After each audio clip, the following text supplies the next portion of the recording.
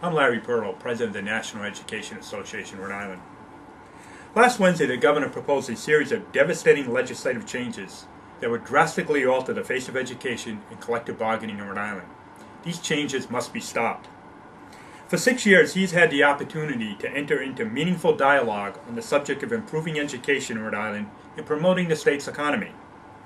He has chosen instead to lay the blame on teachers, state employees, and municipal employees, and attack your hard-earned benefits and underfunded education. Many of his proposals have nothing to do with fixing the budget problem, but are attacks against public employees and collective bargaining. Some of the more drastic proposals are the removal of all cost of living adjustments if you do not retire by April 1st of this year. Can you imagine 1,000 teachers leaving 30,000 or more students stranded in their classroom for the last 3 months of the school year? What about the student who is just learning to read, or the high school senior taking an AP course? The governor has talked long about improving education. This certainly reverses that.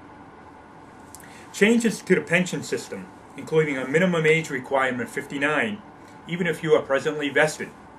Many of you already have an age 59 requirement.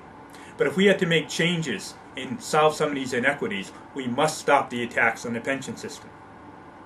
The removal of your health insurance from collective bargaining.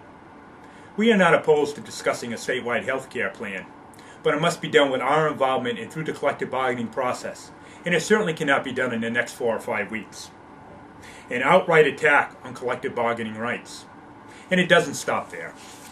The removal of the requirement for school nurse teachers, undermining the safety of our children in our schools. Fining teachers for going on strike. The governor needs to explain how this solves the budget problem. It doesn't. It's an attack on public employees. We understand that the nation in Rhode Island is going through tough fiscal times. And let me be very clear. We're willing to help. And we have helped. We have made adjustments to the pension system. We have taken zero or low increases. And we are co-paying. Despite what you hear in the media, these Providence teachers have already agreed to co-share their health care premiums. What we are not willing to do is balance the entire budget on our backs.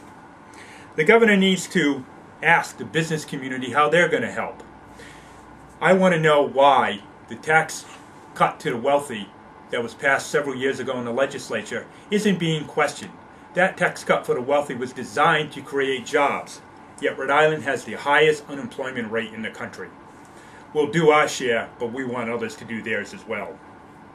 Let me tell you what we're going to do at NEA Rhode Island. We're going to work with our colleagues and other unions to get the message to the public that collective bargaining and pensions is an important right, not just for us, but for all Rhode Islanders. We need to make sure that the Rhode Island public, including our children, are safe by having school nurse teachers, making sure that police and fire are adequately funded. We don't want to ever be in a case where somebody's life is in jeopardy because we did not fund enough people or the right people. Now, what you need to do. Hearings on the governor's supplemental budget begin today, Tuesday, before the House Finance Committee. While the entire hearings may take several days, you need to act now. You need to call your reps and your senators, especially if they're on the House Finance Committee. You need to tell them, do not make hasty decisions under duress. Do not attack collective bargaining when it has nothing to do with balancing the budget. Tell them that eliminating the COLA will force retirees to live on a fixed income for years. Many of our ESP, municipal, and state employees retire on $15,000 to $20,000 per year. And half the teachers in Rhode Island are not eligible for Social Security. Let me repeat that. Half the teachers in Rhode Island are not eligible for Social Security. The budget should be about fixing the state's fiscal woes, not about attacking public employees. And tell them how you feel. You are a taxpayer and a voter in Rhode Island. They represent you.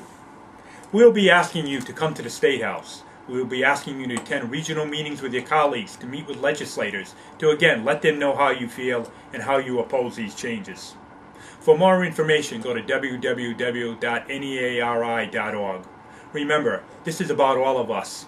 We're all in this together, but the message to the governor is he cannot do it on the backs of our pensions and collective bargaining. Let your legislators know how you feel.